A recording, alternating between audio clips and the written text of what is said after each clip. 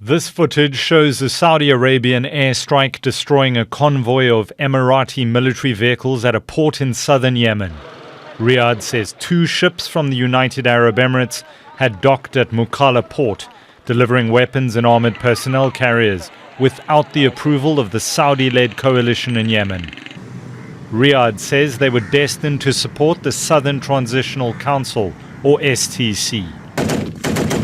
It's a separatist group established in 2017 with military and financial backing from the UAE. It wants to restore autonomy in South Yemen that existed as a separate country for more than 2 decades until 1990, when it unified with the north. Abu Dhabi denies this, saying the vehicles were for its specialized personnel in Yemen, assisting in what it calls counterterrorism efforts. Efforts, the Emirati Defense Ministry now say, have been terminated on its own volition by withdrawing its limited presence. The internationally recognized Saudi-supported Leadership Council in Yemen had cut defense ties with Abu Dhabi on Tuesday and asked its troops to leave. While we appreciate the previous role the UAE played as a member of the coalition, unfortunately it has become directed against our great people, as evidenced by its explicit support for the rebellion and its encouragement of internal strife. That's a reference to the STC recently seizing 2 eastern provinces, Hadramout and Mahra, giving its forces control of vast areas of oil-rich territory on Saudi Arabia's southern border. Developments in Yemen prompted a Saudi cabinet meeting chaired by King Salman, communicating the kingdom's readiness to confront any threats to its national security, appealing to the UAE to cease its support to the STC.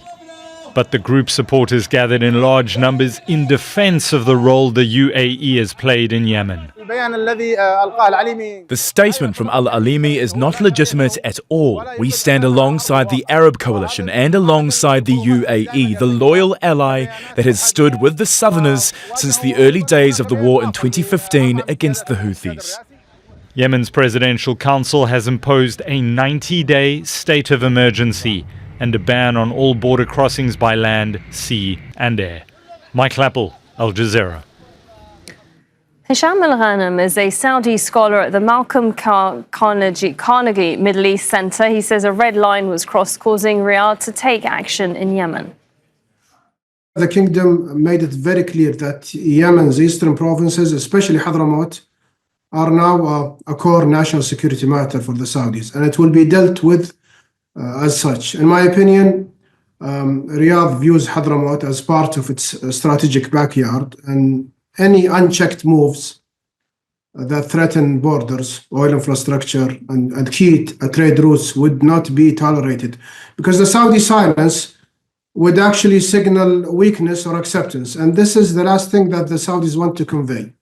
And I think that this openness was Riyadh's a firm way of asserting its leading role in Peninsula security. Partnership with the UAE matters a lot, but if it crosses Saudi red lines, which it did, then the Saudis need to stop it. Nabil bin Lassam is a political officer for the Southern Transitional Council, and he rejects accusations that the UAE was providing military vehicles to the STC. The vehicles were related to military personnel, Emirati military personnel, and the Saudis have their own side of the story. But what I can focus on, what I can confirm to you is that the withdrawal of the UAE, whilst there are questions of the illegality of the decisions made behind them, especially from Rashad, it has not changed the situation on the ground for the Southern Armed Forces and their continued operations in this regard. Don't miss out. Get a full picture. Subscribe to Al Jazeera for reliable news, expert insight. Like, share, stay ahead.